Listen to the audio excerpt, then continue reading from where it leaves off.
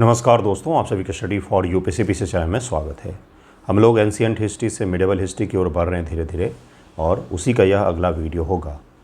अभी जो एपीओ का एग्जामिनेशन हुआ था उसमें भी जाकर के देख सकते कितने ही सवाल यहाँ से पूछे गए हैं। तो बेहतर होगा कि एग्जामिनेशन से पहले आप प्रैक्टिस करके जाएँ ताकि सही रहे। वहाँ पर सवाल जो होंगे उसमें अच्छे स्तर के सवाल होते हैं, कुछ आसान भी हैं, कुछ मीडियम स्तर के भी हैं। तो रिवीजन ध्यान से कीजिए। सवाल कहाँ से बनाए गए हैं तो एनसीईआरटी जो 11th की है, रामशरण शर्मा, और उसके बाद से हम लोग मिडिवल हिस्ट्री में जब प्रवेश करेंगे तो 11th की ओल्ड एनसीईआरटी जो है उसी से हम लोग करेंगे। एक एक सवाल को हल भी कीजिएगा। अगर आपको आ रहा हो, नहीं आ रहा हो तो रिवाइज ज़रूर ही कर लीजिएगा। देखिए आज का पहला सवाल क्या है। मध्य प्रदेश के विदिशा बेसनगर में स्थित हेलियोडोरस स्तंभ के संदर्भ में कथन पर विचार करें। हेलियोडोरस का जो स्तंभ है काफ़ी ज़्यादा प्रसिद्ध रहा है। इसे इंडो ग्रीक राजदूत हेलियोडोरस द्वारा स्थापित किया गया था। राजदूत था ये। यह स्तंभ मुख्य रूप से भगवान शिव को समर्पित है। नहीं, ये भागवत संप्रदाय से संबंधित है। इसका केवल पहला सही हो जाएगा, अर्थात भगवान विष्णु जो हैं उनको मानने वाले से यह संबंधित है। हेलियोडोरस यूनानी राजा एंटियाकेटस का राजदूत था, जो शुंग राजा भागभद्र के दरबार में आया था। ये सवाल पूछा जा सकता है, किसका राजदूत था, किसके दरबार में आया हुआ था। कथन 2 गलत है, क्योंकि यह गरुड़ स्तंभ है जो भगवान विष्णु वसुदेव को समर्पित है। भागवत संप्रदाय जो है उससे संबंधित है। यह प्राचीन भारतों में विदेशियों द्वारा वैष्णव धर्म, भागवत धर्म अपनाने का पहला पुरातात्विक प्रमाण जो है वो यही है। हेलियोडोरस का स्तंभ जो विदिशा एमपी में मौजूद है, वहाँ पर उसने भागवत संप्रदाय को समर्पित करके चीज़ें लिखी है, और इसीलिए हम जानते हैं कि भाई भागवत संप्रदाय को मानने वाले विदेश से जो भारत आए वो भी इसमें शामिल थे। मौर्य काल में भीषण अकाल पड़ने और राज्य द्वारा राहत कार्य चलाने का प्रमाणिक विवरण किन शिलालेख ताम्रपत्रों से मिलता है। भीषण अकाल पड़ा और उसके बाद से राज्य द्वारा राहत का काम किया गया। जो स्टेट है उस समय का वेलफेयर स्टेट की अवधारणा, इसीलिए दुनिया में सबसे प्राचीन जो है वो भारत में ही हमें देखने को मिलता है। किंवदंतियों में भी राम राज्य की जो अभिकल्पना है वो वेलफेयर स्टेट की ही अभिकल्पना है, जो यूरोप में आफ्टर रेनेसा यानी कि पुनर्जागरण के पश्चात हमें देखने को मिलता है। तो इसका आंसर क्या हो जाएगा, ध्यानपूर्वक निकालिएगा। इसका आंसर बी हो जाएगा। शाहगौरा और महास्थान का जो अभिलेख है वहाँ से हमें पता चलता है कि अकाल के बाद से राहत के कार्य किए गए थे। उत्तर प्रदेश के गोरखपुत्र में ताम्रपत्र, शाहगौरा और महास्थान, बांग्लादेश के बोगरा में शिलालेख, अब का बांग्लादेश उस समय का पूर्वी बंगाल। मौर्य काल का अत्यंत दुर्लभ गैर अशोकन अभिलेख हैं। ये बताते हैं कि अकाल सूखे के समापातकाल के लिए अन्नागारों में अनाज सुरक्षित रखा जाता था। जनता को बीजों व अनाजों का वितरण किया जाता था ताकि जनता जो है वो सुरक्षित रह सके। अमरावती मूर्ति कला के बारे में अब सवाल है। Amravati school of art, 3 school of art famous हैं प्राचीन भारत के समय में। एक मथुरा, एक गांधार कला और एक अमरावती स्कूल ऑफ आर्ट। तीनों की कुछ विशेषताएँ हैं। तीनों में बुद्ध जरूर हैं, एक चीज़ का ध्यान रखिएगा। तीनों में जो कॉमन चीज़ है वो है बुद्ध। तीनों में, गांधार में केवल बुद्धिज़्म है, मथुरा में आपको दोनों प्रकार के मिलेंगे, और जो अमरावती स्कूल ऑफ आर्ट है उसके बारे में ज़रा इसको हल करते हैं। इसे दक्कन में सातवाहन और इक्ष्वाकु शासकों का संरक्षण प्राप्त था। इस शैली मूर्तियों के निर्माण के लिए मुख्य रूप से सफ़ेद संगमरमर का उपयोग किया गया था। क्या इसका उत्तर हो जाएगा। अमरावती शैली दक्षिण भारत आंध्र प्रदेश की कृष्णा नदी घाटी में पूरी तरह से स्वदेशी शैली के रूप में विकसित हुई। इसमें गंधार मथुरा की तरह बलुआ पत्थर के बजाय शानदार सफ़ेद संगमरमर, व्हाइट संगमरमर जो होता है का उपयोग किया गया। इसे बुद्ध के जीवन की कहानियों को बहुत ही गतिशील और नक्काशीदार रूप में उकेरा गया। जैसे बुद्ध एक गुस्सैल हाथी को जो शांत कर रहे हैं, उस पत्थर की मूर्ति में इतना ज़्यादा भाव को दिखाया गया है, भावों को दिखाया गया है चेहरे पर, जो और कहीं भी हमें देखने को नहीं मिलता है। तो इस प्रकार की जातक कहानियाँ क्या हैं, तो बुद्ध ने बुद्ध बनने से पहले जितने जन्म लिए, उस जन्म में जो उन्होंने कई सारे काम किए, उसी को हम लोग जातक कहानियाँ कहते हैं। मगध के हर्यक वंश के किस शासक ने प्रसिद्ध राज्यवैद्य जीवक को अवंती के राजा चंड प्रद्योत के पीलिया रोग का इलाज करने के लिए भेजा था। ये तो आसान है, सबने रटा होता है। बिंबिसार था ये। बिंबिसार हर्यक वंश का महान कूटनीतिज्ञ था। या मगध के प्रतिद्वंदी राज्य अवंती के राजा चंड प्रद्योत को पीलिया पांडु रोग हो गया था, तो बिंबिसार ने अपने सर्वश्रेष्ठ चिकित्सक जीवक को उज्जैन भेजा। इससे दोनों राज्यों के बीच शांतिपूर्ण कूटनीतिक संबंध स्थापित हुए थे, और ये उसकी कूटनीति थी कि भाई किस प्रकार से किन चीज़ों का उपयोग किया जा सकता है। गुप्त काल में भूमि के वर्गीकरण के संदर्भ में कथन पर विचार करें।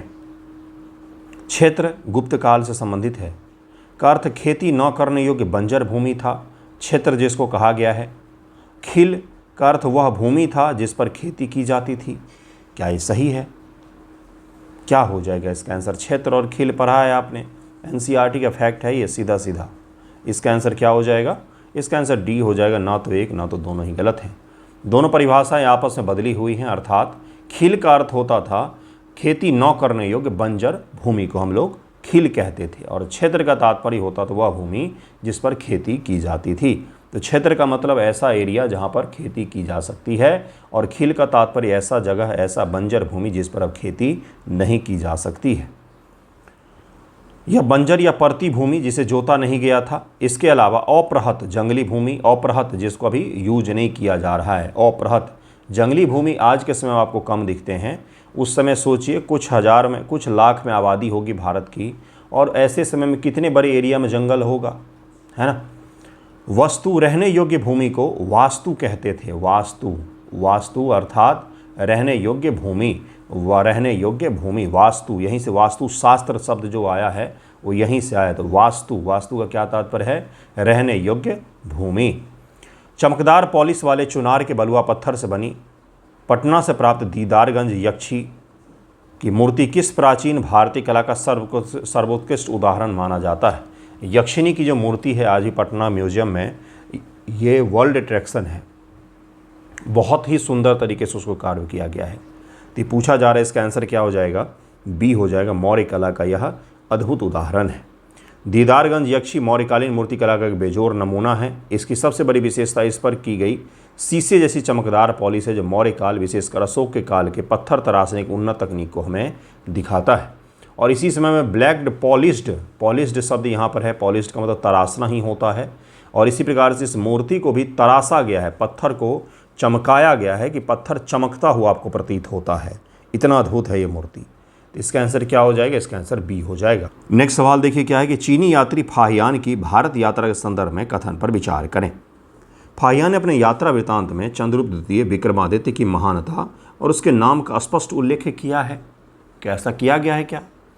उसने बताया कि समाज में अछूतों, चांडालों का एक वर्ग था जिन्हें शहर के बाहर रहना पड़ता था। क्या ऐसा फाहियान ने कहा है क्या? क्या इसका आंसर हो जाएगा? केवल दूसरा यहाँ पर सही है, पहला यहाँ पर गलत दिया हुआ। यह इतिहास के एक बहुत ही रोचक तथ्य है कि फाहियान चंद्रगुप्त द्वितीय के समय लगभग 399 ईस्वी भारत आया, लेकिन उसने अपनी पूरी किताब में कहीं भी सम्राट का नाम नहीं लिखा है। उसने केवल बौद्ध धर्म, सामाजिक स्थिति पर ध्यान केंद्रित किया है। कथन 2 सही है। उसने भारत के दयनीय स्थिति में जो सामाजिक व्यवस्थाएं बन गई थी गुप्त काल तक, जिसको हम लोग जाति व्यवस्था कहते हैं। शुरुआत में उत्तर वैदिक काल में वर्ण व्यवस्था था, उसके बाद से वो जाति व्यवस्था बन गया। तो जातियाँ फिर कठोर होने लग गई। चंडाल वर्ग जो होते थे उनको शहर के बाहर रहना पड़ता था। तो इस प्रकार की चीज़ों के बारे में फाहियान ने बताया हुआ है। प्राचीन भारतीय साहित्य के महान नाटक मृच्छकटिकम की रचना शूद्रक ने की थी। इस संस्कृत शब्द का शाब्दिक अर्थ क्या होता है? तो मृच्छकटिकम का तात्पर्य होता है मिट्टी की छोटी गाड़ी, मिट्टी की गाड़ी, मृच्छकटिकम।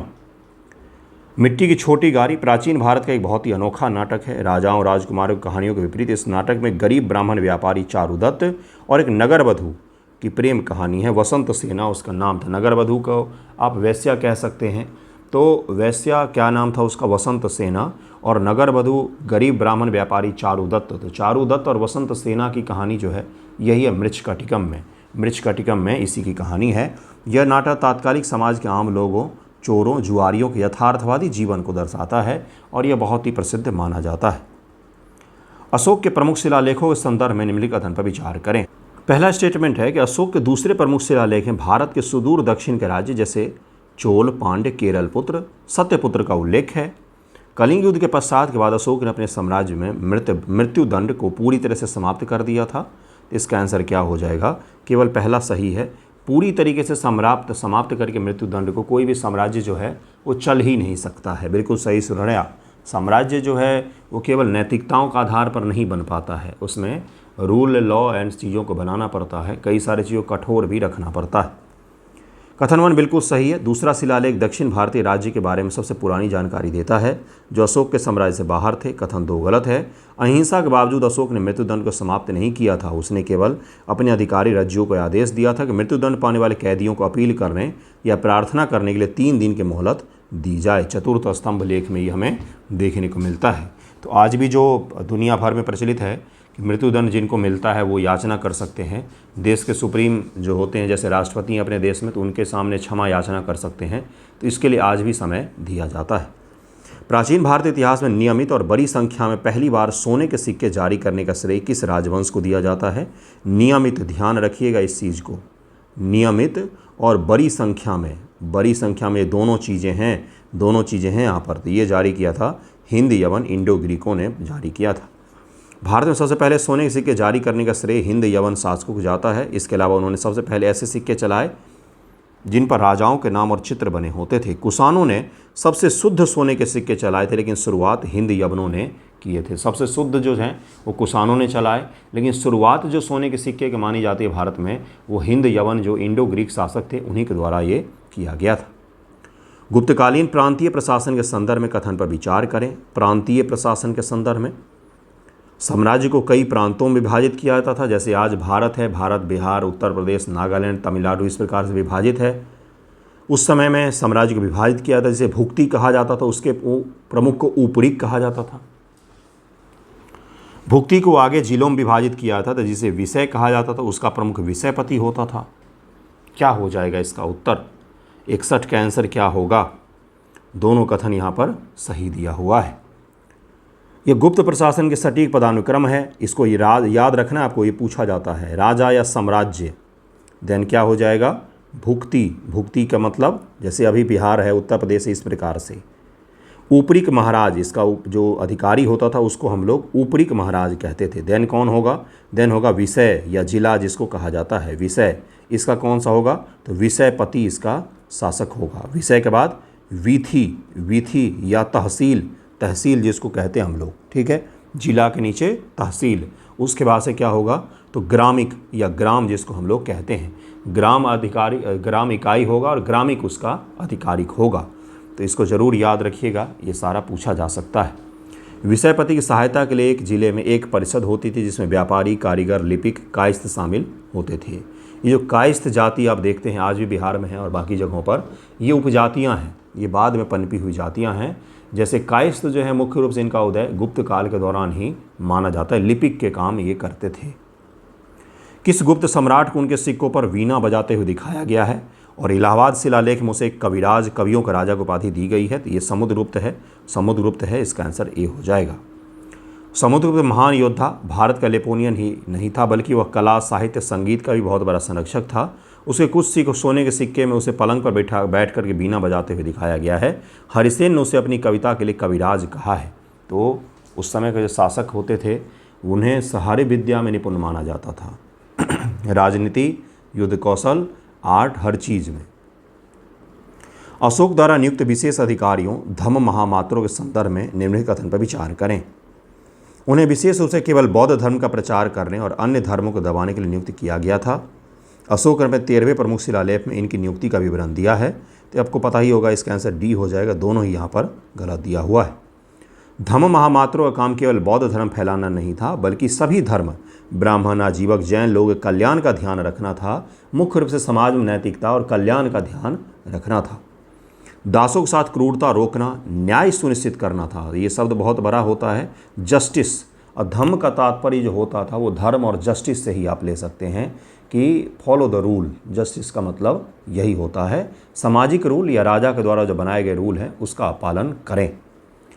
अशोक ने इनकी नियुक्ति अपने राज्याभिषेक के 13वें वर्ष में की थी। इसका उल्लेख 5वें प्रमुख शिलालेख में 5th रॉक एडिक्ट में है, न कि 13वें में। 13वें वर्ष में उसने नियुक्त किया था। 13वें वर्ष में, ये वर्ष भी पूछा जाता है फैक्ट्स के रूप में। इसका आंसर डी हो जाएगा।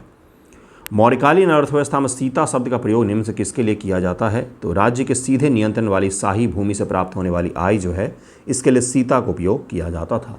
सीता शब्द का उपयोग किया जाता है। सीता वह आय या कर था जो सीधे राजा के स्वामित्व वाली कृषि भूमि से प्राप्त होता था। इसलिए राजा जनक जो खेत में हल चला रहे थे तो उनको जो उस भूमि से मिला वो सीता जी मिली थी, इसलिए उनका नाम सीता पड़ गया था, है ना। तो इसको भी लोग कनेक्ट करते हैं वहीं से। खैर जो भी हो, इस भूमि की देखभाल दासों और मजदूरों और सीताध्यक्ष नामक अधिकारी की देखरेख में की जाती थी। निजी किसानों के लिए जाने वाली सामान्य कर को भाग कहा जाता था। निजी किसानों से जो ली जाने वाली सामान्य कर है उसको भाग कहा जाता है, भाग कहा जाता है। कर हमने जो पढ़ा है, मौर्य हो या गुप्त हो, सब में 1/6 होता है, ये ज़रूर ध्यान में रखिएगा। 1/6 जो है ये कर लिया जाता था। हमने पैटर्न जो पढ़ा है, अगर आपने शुरू से हम मेरे MCQ को देख रहे होंगे एंशिएंट हिस्ट्री वाला, तो उसमें मैंने बताया हुआ है कि ऋग्वैदिक पीरियड में कर जो था ये स्वैच्छिक था, जो दान खुद से जा कर के कबीले के जो संरक्षक होता था उसको दिया जाता था। बाद में उत्तर वैदिक में अधिकारी नियुक्त किया गया जो क्या करता था, वसूली करता था। वहीं से टैक्सेशन सिस्टम बाय चॉइस नहीं, बाय फोर्स, मतलब उससे वसूली किया जाता था और लोग देते भी थे, इसका काम शुरू होता है। उसके बाद से बड़े बड़े साम्राज्य बने तो वहाँ पर टैक्सेशन और भी मजबूत हुआ। गुप्त हैं तो वहाँ पर टैक्सेशन और भी मजबूत होगा, है ना। तो इसका आंसर याद जरूर रखिएगा, नाम जरूर ध्यान में रखिएगा, भाग, सीता इत्यादि। प्राचीन भारत के विदेशी व्यापार और बंदरगाहों के संदर्भ में कथन पर विचार करें। यहाँ से UPSC प्रीलिम में सवाल पूछा गया है। बर्बरिकम और भृगुकक्ष भारत के पश्चिमी तट के प्रमुख व्यापारिक बंदरगाह थे। भृगुकक्ष क्या यहाँ पर है? वेस्टर्न कोस्ट ये है पूरा।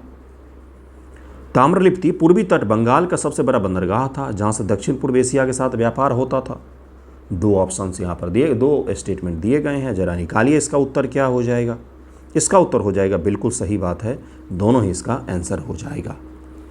भृगुकक्ष वर्तमान गुजरात का भरूच, जिसे यूनानी बैरगाजा कहते थे। क्या कहते थे? बैरगाजा। कहाँ कहाँ से ढूंढ ढूंढ के फैक्ट्स लाया हूँ मैं आपके लिए। और सोपरा पश्चिमी तट से रोमन साम्राज्य और अरब को माल भेजते थे। सोपरा ये सब प्रमुख बंदरगाह हैं।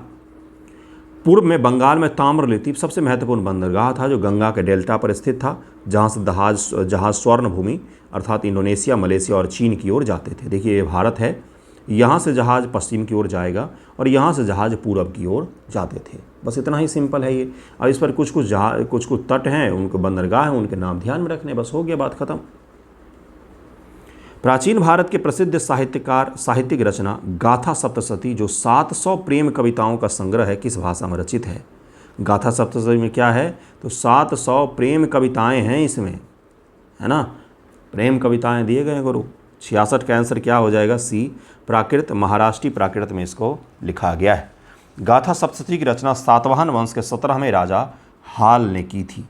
ये संस्कृत के बजाय आम लोगों की भाषा महाराष्ट्री प्राकृत में लिखी गई थी। इसमें ग्रामीण जीवन, प्रेम, प्रकृति का बहुत ही सुंदर वर्णन है, जो दर्शाता है कि सातवाहनों ने प्राकृतिक साहित्य को बहुत बड़ा संरक्षण भी प्रदान किया था। सोचिए जरा, एक किताब में 700 प्रेम कविताओं का संकलन किया गया है, कितना सारा लिखा होगा उन्होंने।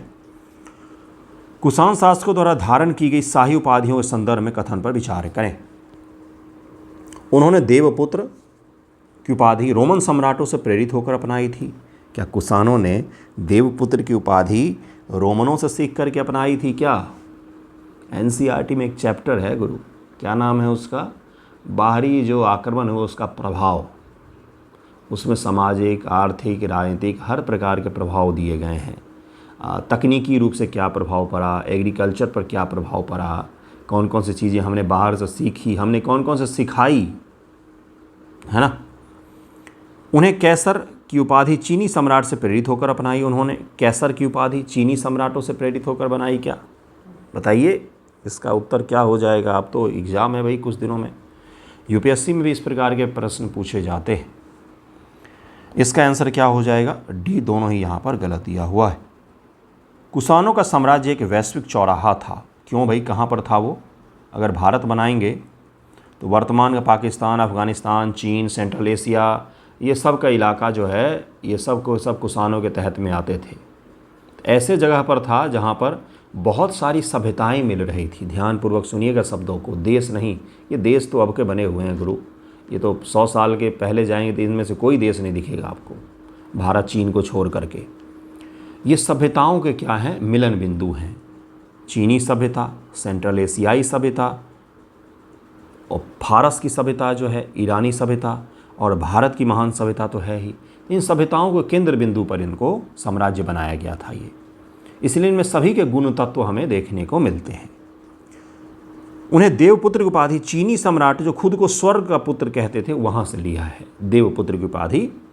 जबकि कैसर की उपाधि उन्होंने रोमन साम्राज्य से ली थी, शहंशाह ईरानियों से लिया था। तो ये जरूर याद रखिएगा। किस गुप्त सम्राट ने नालंदा विश्वविद्यालय की नींव रखी थी, जो बाद में पूरे एशिया महायान बौद्ध धर्म उच्च शिक्षा का सबसे बड़ा केंद्र बन गया? तो ये कुमारगुप्त प्रथम के समय में रखा गया था।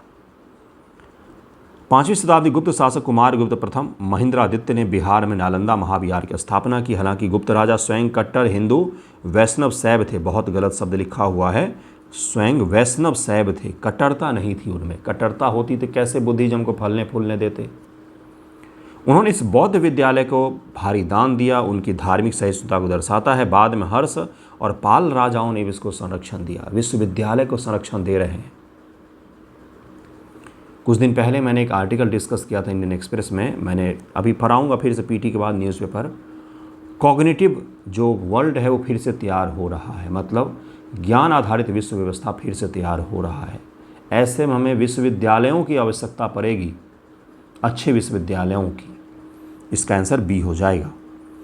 77 ईस्वी में किस प्रसिद्ध रोमन इतिहासकार ने अपनी पुस्तक नेचुरल हिस्ट्री में रोम से भारत की ओर हो रहे सोने के भारी निकासी पर गहरा दुख व्यक्त किया?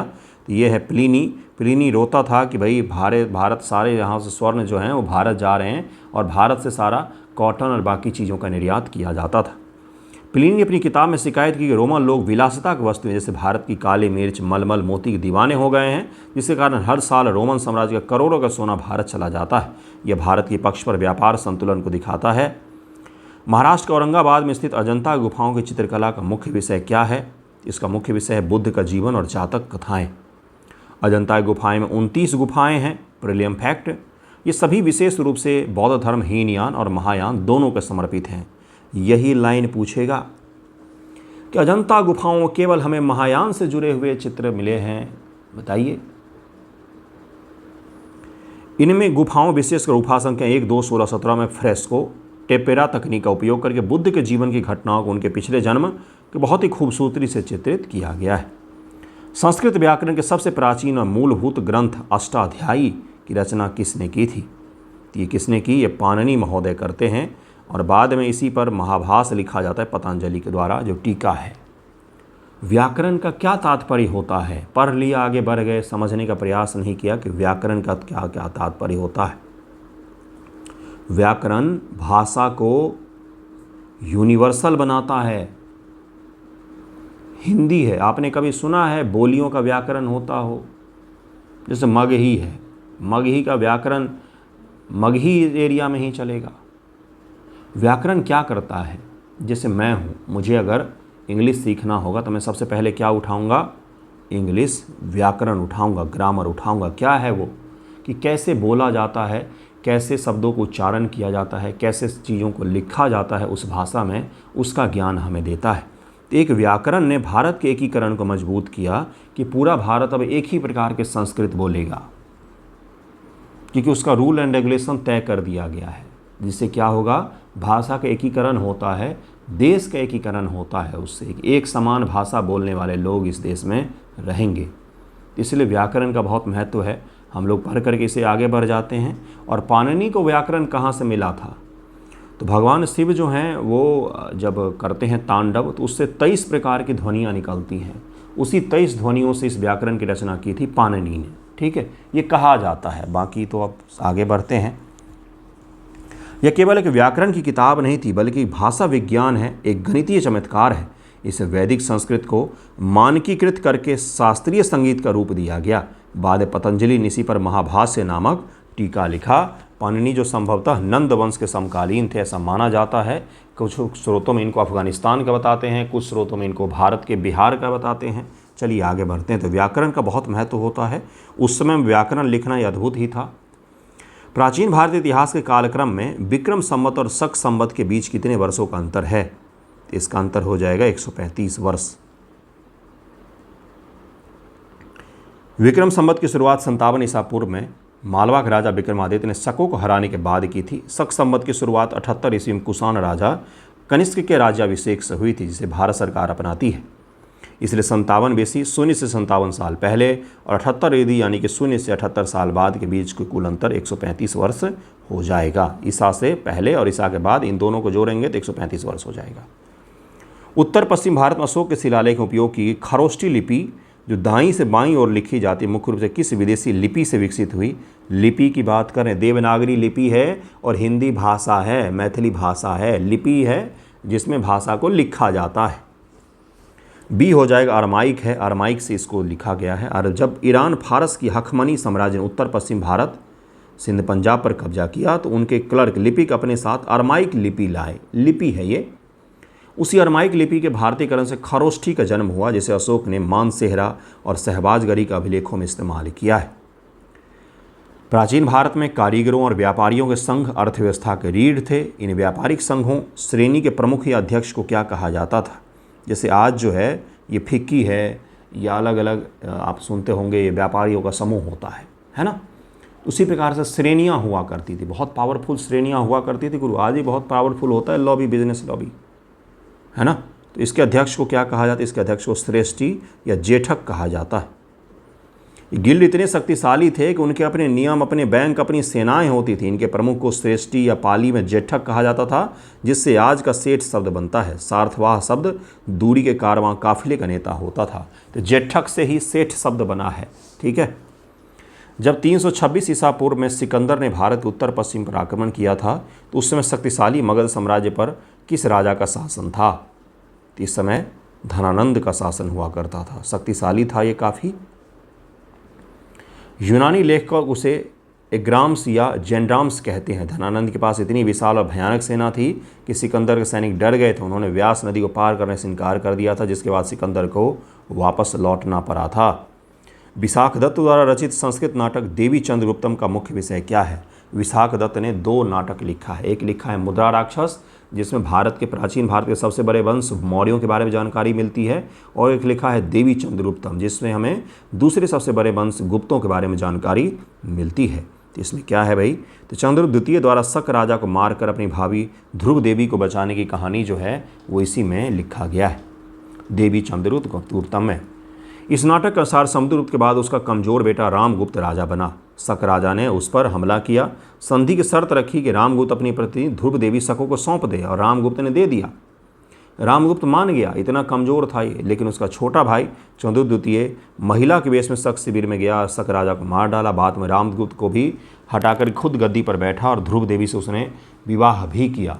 और ये जो कहानी है उस समय कि भाई देखो महिला को बचा लिया उसने, ये हर बड़े राइटर ने उस समय के लिखा है। तो रामगुप्त और ध्रुव देवी और चंद्रगुप्त की जो कहानी है ये बहुत सारे राइटरों ने लिखा है। तो उसी में से एक है जिनका नाम है विशाख दत्त, उन्होंने देवी चंद्रगुप्तम इस कहानी को लिखा है। मौर्य प्रशासन में कंटक शोधन शब्द का प्रयोग निम्न से किस संस्था के लिए किया जाता था? कंटक शोधन ये किया जाता था फौजदारी अदालतों के लिए। अर्थशास्त्र के अनुसार मौर्य कला में न्याय व्यवस्था को 2 भागों में बांटा गया था। धर्मस्थीय दीवानी अदालतें, धर्मस्थीय इसको कहा जाता है। ये क्या है? दीवानी अदालतें, आज की जो दीवानी अदालतें होती हैं जहाँ संपत्ति विवाह के विवाद सुलझाए जाते थे। कंटक शोधन फौजदारी अदालतें थी। कंटक यानी कांटा यानी समाज का अपराधी, इससे आपको इसको रिलेट कर सकते हैं। कंटक शोधन नाम के पीछे भी आपको पता चला, जो राज्य के खिलाफ अपराध, हत्या, डकैती के मामले से निपटती थी। अब कंटक शोधन कभी जीवन में नहीं भूलेंगे। कंटक कांटा, समाज का कांटा, अपराधी, उसको कंटक शोधन। तो अपराधी के मामले कंटक शोधन। और धर्मस्थीय है ना, तो धर्मस्थीय यानी कि दीवानी मामले। गुप्त साम्राज्य के राजस्व प्रणाली में प्रयुक्त शब्द उद्रंग का क्या तात्पर्य है? इसका तात्पर्य अस्थायी किसानों पर लगाए जाने वाला मुख्य भूमि कर जो था उसको उद्रंग कहा गया है। गुप्तकालीन अभिलेखों में करों के कई नाम मिलते हैं। उद्रंग वह मुख्य भूमि कर था जो उस किसान अस्थायी काश्तकारों से लिया जाता था जिनकी ज़मीन पर मालिकाना हक होता था। यह उपज का 1/6 होगा। मैंने आपको पहले ही कहा है, वहाँ से चले आइए मुग़ल के शुरुआत तक, दिल्ली सल्तनत में कुछ कर जरूर बदले लेकिन इसमें भी 1/6 के प्रॉक्स ही रहे, है ना। तो 1/6 जो है ये रहा है। कहीं कहीं पर भी परिवर्तित होता है, जहाँ पर बहुत ज़्यादा से खिलजियों ने बहुत ज़्यादा टैक्सेशन किया था तो वहाँ पर आपको परिवर्तित दिखेगा। बाकी उससे पहले राजपूत काल में भी मैक्सिमम जगहों पर 1/6 ही कर लगाया जाता था। वहीं पर ऊपरिक अस्थायी किसानों पर लगाया जाने वाला कर था। टेनेंट्स जो होते थे उन पर कर्ज लगता तो उसको ऊपरिक कहते थे। और अस्थाई किसान जो होते थे, main land tax levied on permanent जो फार्मर्स होते थे उनको हम लोग उद्रंग कहते हैं। 79 है कि अशोक के सारनाथ स्तंभ के शीर्ष फलक पर एक घूमते हुए पहिए धर्म चक्र के साथ 4 जानवरों की आकृतियां खुदी हुई है। वे 4 जानवर कौन है? हाथी, बैल, घोड़ा और शेर है। ये जरूर याद रखिएगा, लायन है। सारनाथ का सिंह चतुर्मुख भारत का राष्ट्रीय प्रतीक है। इसके निचले गोल हिस्से पर 4 जानवर बने हैं जो बुद्ध के जीवन का प्रतीक हैं। हाथी माता के गर्भ में बुद्ध का प्रवेश है। बैल युवावस्था, घोड़ा गृहत्याग, शेर ज्ञान और बुद्धि की दहार है। ये चारों दौड़ती हुई मुद्रा में हैं। इनके बीच 24 तीलियों वाला चक्र होता है जो धम्म का प्रतीक है, और यही हमारे 24 तीलियों वाला चक्र हमारे फ्लैग में भी बनाया गया है। सातवाहन वंश के समाज में मातृसत्तात्मक प्रभाव दिखता है, लेकिन शासन प्रतिसत्तात्मक था। समाज में प्रभाव दिखता है मातृसत्तात्मक, क्योंकि नाम में उनके माता का नाम लगा हुआ, लेकिन शासन व्यवस्था तो प्रतिसत्तात्मक ही था। कौन सा बेटियां शासन कर रही थी, बेटियों के बाद उनकी बेटियां कर रही थी? नहीं, बेटा ही कर रहा था, बेटा के बाद उसका बेटा ही कर रहा था, बस उसका नाम में मम्मी दादी का नाम लगा हुआ था, है ना। दक्कन में मौर्यों के पतन के बाद इस शक्तिशाली सातवाहन राजवंश की स्थापना किसने की थी? 4 ऑप्शंस दिए गए हैं, अब इसमें से निकालिए किसने सातवाहन वंश की स्थापना की थी। ये तो गलत नहीं होना चाहिए कभी भी। इसका आंसर हो जाएगा बी, सिमुक ने इसकी स्थापना की थी। प्रथम शताब्दी ईसा पूर्व में कण्व वंश के अंतिम राजा की हत्या कर दक्कन में शुंगों की शक्ति को नष्ट कर सातवाहन वंश की स्थापना की थी। गौतमीपुत्र सातकर्णी इस वंश का सबसे महान राजा था, 23वां, न कि संस्थापक था। तो इसको जरूर याद रखिएगा। इसका आंसर बी हो जाएगा, सिमुक ने इसकी स्थापना की थी। 81 नंबर पर चलते हैं। हर्ष के साहित्यिक योगदान के संदर्भ में कथन पर विचार करना है। हर्षवर्धन, हर्ष की कहानी पढ़ी है आपने, कैसे स्थापित किया था उसने साम्राज्य, बहुत इंटरेस्टिंग है। हर्षवर्धन, उसके समय में पुलकेशिन द्वितीय है, नर्मदा के दक्षिण के इलाकों में। उसी समय में तमिलनाडु में पल्लव शासक हैं, है ना। तो पुलकेशिन द्वितीय हर्षवर्धन को हराता है। पुलकेशिन द्वितीय जो है पल्लव के शासक के महेंद्र वर्मन को हराता है। तो उसके बाद उसका पुत्र होता है नरसिंह वर्मन, जो पुलकेशिन द्वितीय को हराता है, और हराने के बाद उसकी पीठ पर अपनी विजय गाथा लिख देता है, क्योंकि उसने उसके बाप को अपमानित किया था। तो बहुत इंटरेस्टिंग कहानियाँ हैं ये, अलग अलग। जरा समझते हैं इसके इतिहास को। हर्ष ने अपनी आत्मकथा हर्षचरित की रचना स्वयं की थी, सबको पता होगा, तो ये तो गलत ही हो जाएगा। हर्ष ने नागनंद, रत्नावली, प्रियदर्शिका नामक 3 प्रसिद्ध संस्कृत नाटकों की रचना की थी। क्या होगा इसका उत्तर? दूसरा तो सही है, पहला गलत दिया हुआ है, क्योंकि हर्षचरित हर्ष ने नहीं बल्कि उनके दरबारी कवि बाणभट्ट ने लिखा है। और इसी के बारे में बाणभट्ट जी से सवाल आया है, पार्वती परिणय, परिणय का मतलब विवाह होता है। ये किताब भी बाणभट्ट जी ने ही लिखा है, और कल ही ये पूछा गया पार्वती परिणय के बारे में। यह संस्कृत में ऐतिहासिक जीवन का पहला बड़ा ग्रंथ है। कथन 2 बिल्कुल सही है। हर्ष एक महान विजेता के साथ साथ उत्कृष्ट नाटककार भी था, जिसने नागनंद, रत्नावली और प्रियदर्शिका जैसी किताबें लिखी हैं। कई सारे इतिहासकार जो हैं इस किताब की लेखन शैली को देख करके ये कहते हैं कि हो सकता है कि ये किताब ने हर्षवर्धन नहीं लिखा हर्ष बाणभट्ट जी ने ही लिखा हो, लेकिन उसको नाम हर्ष का दे दिया गया है। लेकिन उस समय के जितने भी बड़े शासक होते थे ना, सब ने किताबें लिखी हैं, सब हर दृष्टिकोण से मजबूत होते थे। हर्ष की बहन राजश्री का विवाह किस मौखरी शासक से हुआ था? सुनिएगा ध्यान से। जिसकी हत्या के बाद हर्ष ने अपनी राजधानी थानेश्वर से कन्नौज स्थानांतरित की। उस मौखरी शासक से हुआ था, उस मौखरी शासक की हत्या हो जाती है। उसके बाद से हर्षवर्धन अपनी राजधानी को भी स्थानांतरित करता है। थानेश्वर वर्तमान के हरियाणा में स्थित है। इसका आंसर हो जाएगा ये, ग्रह बर्मन इसका नाम था। कन्नौज के मौखरी शासक ग्रहबर्मन का विवाह राजश्री हर्ष की बहन से हुआ था। मालवा के राजा देवगुप्त और बंगाल के शासक शशांक ने मिलकर ग्रहबर्मन की हत्या कर दी, राजश्री को कैद कर लिया। इस संकट के बाद हर्ष ने कन्नौज की गद्दी संभाली, अपनी राजधानी थानेश्वर हरियाणा से कन्नौज स्थानांतरित कर दी, और अपनी बहन को बचाने के लिए जाता और बचा करके लेकर के भी आता है ना। तो इसका आंसर ए हो जाएगा। ऐहोल शिलालेख के संदर्भ में कथनों पर विचार करें। एंशिएंट हिस्ट्री अगर आपने केवल फैक्ट्स के माध्यम से पढ़ा होगा ना, तो आपको कभी इंटरेस्टिंग नहीं लगेगा। जब आप एंशिएंट हिस्ट्री गहराई से पढ़ते हैं ना, आपको ऐसी ऐसी कहानियाँ मिलेंगी जो कहीं पर भी आप बताते हैं तो अचंभित हो जाते हैं लोग। ऐसी भी कहानियाँ हैं, है ना। अभी मैंने आपको बताया कि पुलकेशिन द्वितीय और पल्लव शासक और अभी हर्षवर्धन की कहानी, अब हर्षवर्धन जो है अपनी बहन को बचाने भी जाता है ना। तो इसका आंसर हो जाएगा, याद रखिएगा, ऐहोल शिलालेख के संदर्भ में विचार करें। इसकी रचना हर्ष के दरबारी कवि बाणभट्ट ने की थी। यह शिलालेख प्राकृत भाषा और खरोष्टी लिपि में लिखा गया है। तो इसका उत्तर क्या हो जाएगा, दोनों ही यहाँ पर गलत दिए गए हैं। ऐहोल अभिलेख कर्नाटक के मोगती जैन मंदिर में पुलकेशिन द्वितीय के दरबारी कवि रविकीर्ति द्वारा लिखा गया है। रविकीर्ति द्वारा लिखा गया, पुलकेशिन द्वितीय जो हैं उनके दरबारी कवि थे। यह विशुद्ध संस्कृत भाषा ब्राह्मी लिपि में लिखा गया उत्कृष्ट काव्य है, जिसमें कालिदास भारवी की शैली की नकल की गई है। कवि भारवी और कालिदास जो हैं गुप्तकालीन, उनकी अद्भुत जो शैली है क्लासिकल संस्कृत की, उसको इसमें कॉपी करने का प्रयास किया गया है रविकीर्ति के द्वारा। नर्मदा नदी के तट पर हुए ऐतिहासिक युद्ध में किस चालुक्य सम्राट ने हर्षवर्धन को पराजित कर उसके दक्षिण विजय के सपने को तोड़ दिया? इसलिए हर्षवर्धन का साम्राज्य जो है वो सिमटा हुआ रहा यूपी बिहार के इलाकों में ही, और हरियाणा दिल्ली इनके इलाकों में।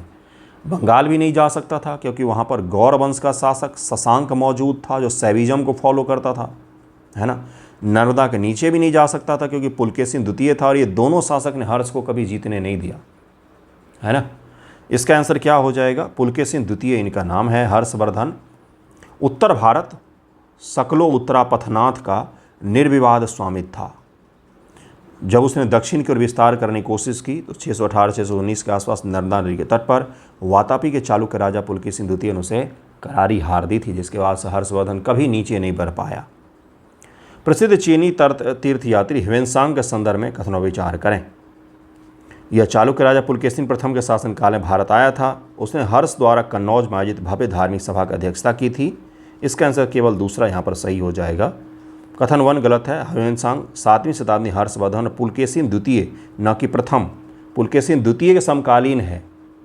हर्षवर्धन पुलकेशिन द्वितीय अगर समकालीन है तो ह्वेनसांग भी तो पुलकेशिन द्वितीय के समकालीन हुआ, द्वितीय ना कि प्रथम। पल्लव राजा नरसिंह वर्मन प्रथम के समकालीन था। कथन 2 सही है। हर्ष ने महान बौद्ध धर्म का सम्मान करते हुए ह्वेनसांग का स्वागत करने के लिए 643 ईस्वी में कन्नौज में एक विशाल धर्म सभा का आयोजन किया, जिसकी अध्यक्षता ह्वेनसांग ने ही किया था। पल्लव वंश के वास्तविक राजनीतिक शक्ति कांचीपुरम में स्थापित करने वाला पहला महत्वपूर्ण शासक कौन था? ये कौन था? तो सिंह विष्णु इसका नाम था, पल्लव। ये वर्तमान के इस क्षेत्र में तमिलनाडु आंध्र के जो क्षेत्र है इस क्षेत्र में ये मुख्य शक्ति थे। 6वीं शताब्दी के अंत लगभग 575 ईस्वी सिंह विष्णु ने कलभ्र शासकों को हराकर कांचीपुरम में पल्लव वंश को एक शक्तिशाली साम्राज्य के रूप में स्थापित किया। उसने कावेरी नदी तक अपने राज्य का विस्तार किया और अवनी सिंह पृथ्वी का शेर की उपाधि उन्होंने धारण की थी। पल्लव वास्तुकला के संदर्भ में विचार करना है आपको, बहुत ही महत्वपूर्ण है पल्लव वास्तुकला, क्योंकि द्रविडियन जो हम लोग मंदिर वास्तुकला देखते हैं जो बाद में जाके बहुत ज़्यादा विस्तारित हो जाता है चोलों के समय में, तो द्रविडियन वास्तुकला में मंदिर निर्माण जैसी चीज़ें जो है ना वो यहीं से हमें शुरुआत होते हुए दिखता है। पल्लवों के द्वारा ही प्रथम पीढ़ी के मंदिर दक्षिण भारत में निर्मित किए जाते थे। मंदिर का क्या तात्पर्य है? मंदिर का तात्पर्य है कि ईश्वर जो है वो स्वर्ग या अपने जगह से उतर करके हमारे बीच रहने आ रहे हैं। मंदिर का तात्पर्य यही होता है। महाबलीपुरम का प्रसिद्ध सौर मंदिर एक एकाश्म रॉक कट संरचना है जिसे एक ही पत्थर को काटकर बनाया गया है। महेंद्र वर्मन प्रथम ने दक्षिण भारत में पहली बार फ्री स्टैंडिंग संरचनात्मक मंदिर का निर्माण शुरू किया।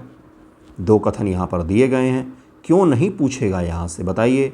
यूनेस्को हेरिटेज में भी शामिल है। इसका आंसर डी हो जाएगा, ना तो 1 ना तो 2, दोनों कथन गलत है। महाबलीपुरम का सौर मंदिर नरसिंह वर्मन द्वितीय द्वारा निर्मित रॉक कट नहीं बल्कि यह एक संरचनात्मक मंदिर है जिसे पत्थर के ब्लॉक को जोड़ करके बनाया गया है। रथ मंदिर रॉक कट है, ठीक है। महेंद्र वर्मन ने रॉक कट गुफा मंदिर मंडप शुरू किए थे, संरचनात्मक मंदिर नहीं, इसलिए दोनों ही यहाँ पर गलत दिए गए हैं। रॉक कट और जोड़ करके बनाया गया, इसके कारण से दोनों गलत हैं। किस पल्लव शासक ने चालुक्य राजा पुलकेशिन द्वितीय को हराकर वातापी बादामी पर कब्जा कर लिया और वातापी कोंड की उपाधि उसने धारण की थी?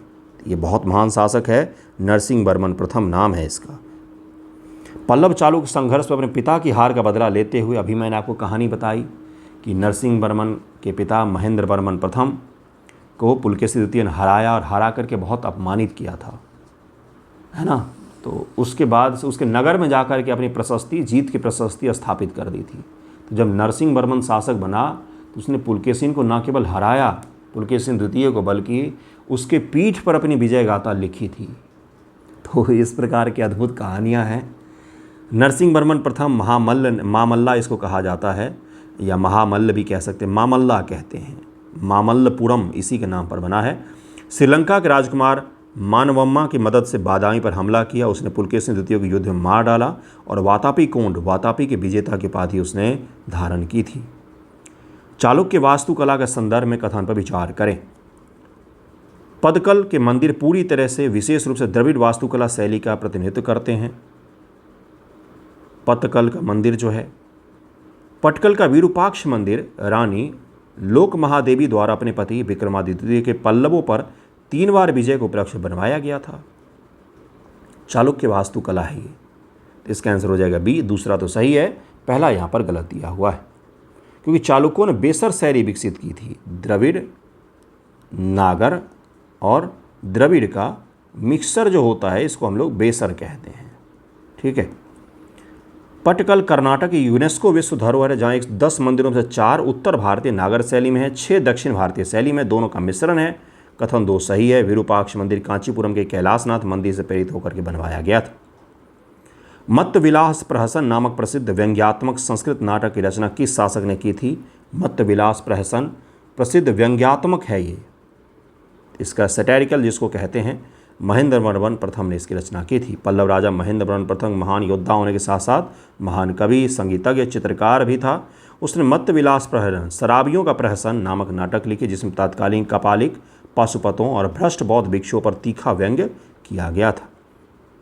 कपालिक जो होते हैं ये ह्यूमन स्कल में खाना खाते हैं, कपालिक इनको कहा जाता है। ये तंत्र समुदाय से संबंधित है कपालिक। हर्ष द्वारा आयोजित धार्मिक सभाओं के संदर्भ में निम्नलिखित कथनों पर विचार करें। हर्ष हर साल प्रयाग इलाहाबाद महामोक्ष परिषद का आयोजन करता था। इस सभा में केवल बौद्ध भिक्षुओं को आमंत्रित किया जाता था, उन्हें ही दान दिया जाता था। सभी को आमंत्रित किया जाता था, न कि केवल बौद्ध भिक्षुओं को, दोनों ही गलत हो जाएगा। हर्ष हर साल नहीं बल्कि हर 5 साल में प्रयाग में एक विशाल मेला आयोजित करता था। दूसरा कथन भी गलत है, क्योंकि हर्ष अपनी सारी संपत्ति बौद्ध, ब्राह्मण, जैनी, गरीबों सभी में बिना किसी भेदभाव के बांट देता था। यहाँ तक अपने पहने हुए कपड़े भी दान में दे देता था। ठीक है। बंगाल के किस कट्टर शैव शासक ने बौद्ध धर्म के प्रति घोर शत्रुता के कारण बोध गया में उस मूल बोधि वृक्ष को कटवा दिया जिसके नीचे बुद्ध को ज्ञान मिला था? ये शशांक है। इसका नाम क्या था? शशांक। ये गौर वंश का शासक था। कट्टर शैव था जो बौद्ध धर्म से घृणा करता था। वेंसांग के अनुसार उसने बोध गया के पवित्र बोधि वृक्ष को काटकर उसे जड़ से जलाने की कोशिश की। उसी ने हर्ष के बड़े भाई राज्यवर्धन की धोखे से हत्या भी की थी। पल्लव साम्राज्य के प्रांतीय और स्थानीय प्रशासन के संदर्भ में निम्नलिखित कथनों पर विचार करें। पल्लव साम्राज्य को कई मंडलम, नाडु, उड़ गांव में विभाजित किया गया था। पल्लव काल में ग्रामीण सभाएं जैसे सभा और उड़ अत्यधिक स्वायत्त थीं। इसका आंसर हो जाएगा बिल्कुल सही है। दोनों के दोनों यहाँ पर सही दिया हुआ है। पल्लव काल के दौरान घटिका नामक संस्थाएं दक्षिण भारत में किस बात के लिए प्रसिद्ध थी? घटिका एनसीईआरटी का फैक्ट है ये, कहीं से नेट जेआरएफ से उठा करके नहीं लाया हूँ मैं। इसका तात्पर्य क्या हो जाएगा? उच्च ब्राह्मणवादी शिक्षा केंद्र या कॉलेज। घटिका पल्लव और चालुक्य काल में बहुत ही महत्वपूर्ण शैक्षणिक संस्थान थे। उस समय में इंस्टीट्यूट्स थे एजुकेशनल। कांचीपुरम की घाटिका पूरे दक्षिण भारत में सबसे प्रसिद्ध थी। यहाँ मुख्य रूप से ब्राह्मणों को वेद, वेदांग, धर्मशास्त्र, दर्शन की उच्च शिक्षा दी जाती थी। इसका आंसर ए हो जाएगा। बादामी के चालुक्यों की वास्तुकला के संदर्भ में कथन पर विचार करें। उन्होंने बेसर शैली की वास्तुकला का विकास किया, जो उत्तर भारत की नागर शैली, दक्षिण भारत की द्रविड़ शैली का संकर रूप है, हाइब्रिड है। बादामी शहर को चोल शासकों ने जीतकर चालुक्य साम्राज्य को पूरी तरह से नष्ट कर दिया। तो इसका दूसरा गलत हो जाएगा। चोलों ने नहीं जीता था इसको। चालुक्यों ने ऐहोल, बादामी, पदकल में बेसर शैली का अद्भुत प्रयोग किया। कथन 2 गलत है। बादामी के चालुक्यों को चोलों ने नहीं बल्कि उनके ही सामंतों राष्ट्रकूटों ने जीता था। और अब यहीं से राष्ट्रकूट साम्राज्य की नींव पड़ेगी, जो बहुत शक्तिशाली थे, अद्भुत शक्तिशाली थे और योद्धा वर्ग के साम्राज्य थे ये। मध्य में पराजित कर दक्कन में अपना साम्राज्य स्थापित किया था।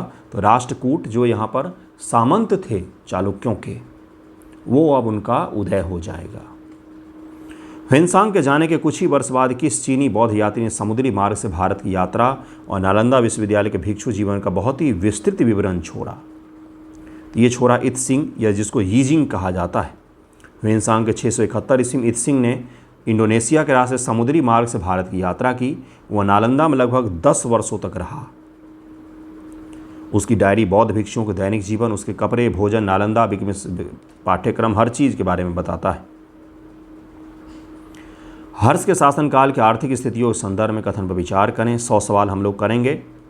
इस काल में आंतरिक व्यापार में अभूतपूर्व वृद्धि हुई। सिक्कों का प्रचलन अपने चरम पर पहुंच गया। कैसा हुआ? इंटरनल ट्रेड बढ़ गया, मुद्राएं बढ़ गईं। हर्ष ने राज्य के अधिकारी पुजारियों के वेतन के रूप में नगद भुगतान अनिवार्य कर दिया। भूमि अनुदान प्रथा को समाप्त कर दिया था। क्या ऐसा हुआ? 97 का आंसर हो जाएगा डी, दोनों ही गलत दिया हुआ है। दोनों कथन इतिहास में बिल्कुल गलत हैं। वास्तव में 600-750 ईस्वी के बीच भारत में सामंतवाद बहुत तेजी से बढ़ा। व्यापार और वाणिज्य भारी गिरावट आई। सिक्कों का उपयोग बहुत कम हो गया। अधिकारियों और पुजारियों को नगद वेतन देने के बजाय बड़े पैमाने पर भूमि दान दिए जाने लग गए। ह्वेनसांग ने भी लिखा है कि हर्ष अपने अधिकारियों को जमीन के रूप में वेतन देता था। जमीन के रूप में वेतन देता था वो। कांचीपुरम का प्रसिद्ध कैलाशनाथ मंदिर जो पल्लव संरचनात्मक वास्तुकला का सबसे उत्कृष्ट उदाहरण है, किस पल्लव शासक द्वारा बनवाया गया था? कैलाशनाथ मंदिर है ये। तो नरसिंहवर्मन द्वितीय राज सिंह के द्वारा इसको बनवाया गया था। पल्लव वास्तुकला 4 चरणों में बांटी गई है। 4 स्टेज हैं इसके। सबसे पहला महेंद्रवर्मन प्रथम हो गया। सेकंड हो जाएगा नरसिंहवर्मन रथ मंदिर, महेंद्रवर्मन गुफा मंदिर, राज सिंह संरचनात्मक मंदिर, नंदीवर्मन नरसिंहवर्मन द्वितीय जिसे कहा जाता है, जिन्हें राज सिंह कहा जाता है, उस काल का शांति का काल था। उन्होंने महाबलीपुरम का शोर मंदिर और कांची का अद्भुत कैलाश मंदिर बनाया था, जिसने द्रविड़ शैली की नींव को पुख्ता किया। अब जब चोल आएंगे तो ऐसे ऐसे द्रविडियन मंदिर बनवाएंगे जो अलग ही स्वरूप का होगा। 99 पर हम लोग पहुंच गए हैं। पल्लव चालुक्य संघर्ष के इतिहास के संदर्भ में कथन पर विचार करें। चालुक्य राजा पुलकेशिन द्वितीय ने कांचीपुरम पर पूरी तरह से कब्जा कर लिया। पल्लव राजा महेंद्रवर्मन प्रथम की हत्या कर दी। बाद में पल्लव राजा नरसिंहवर्मन प्रथम ने पुलकेशिन द्वितीय को युद्ध में हराकर मार डाला और चालुक्य राजधानी बादामी पर अधिकार कर लिया था। तो इसका आंसर दूसरा तो सही हो जाएगा, पहला गलत है। पुलकेशिन द्वितीय ने पल्लव पर हमला जरूर किया। महेंद्रवर्मन प्रथम को उत्तरी प्रांत में हराया था, लेकिन वह कांचीपुरम पर कब्जा नहीं कर सका था। महेंद्रवर्मन मारा नहीं गया था। कथन 2 बिल्कुल सही है। नरसिंहवर्मन प्रथम ने बादामी को नष्ट कर अपने पिता की हार का बदला लिया था और पुलकेशिन द्वितीय युद्ध में मारा गया था। अंतिम सवाल है, हर्ष के प्रशासन में महासंधि विग्रहिक नामक उच्च अधिकारी किस विभाग का प्रमुख होता था? शांति, युद्ध, विदेश मामले का प्रमुख ये होता था। इसके बाद के हम लोग नेक्स्ट वीडियो में करेंगे। महासंधि विग्रहिक संधि समझौता विग्रह यानी युद्ध विदेश मंत्री होता था। बाणभट्ट के हर्षचरित्र में हर्ष के प्रमुख अधिकारियों के नाम दिए गए हैं। भंडी मुख्य सचिव, सिंहनाद मुख्य सेनापति, अवंती युद्ध और शांति का मंत्री, ये संधि विग्रहिक इसको कहते हैं। इसको जरूर याद रखिएगा। कैसा लगा है वीडियो बताएं कमेंट करके। नेक्स्ट वीडियो हम लोग इसके आगे के MCQ करेंगे। ध्यान से कीजिएगा और अच्छे से रिवाइज भी कीजिएगा। Thank you so much.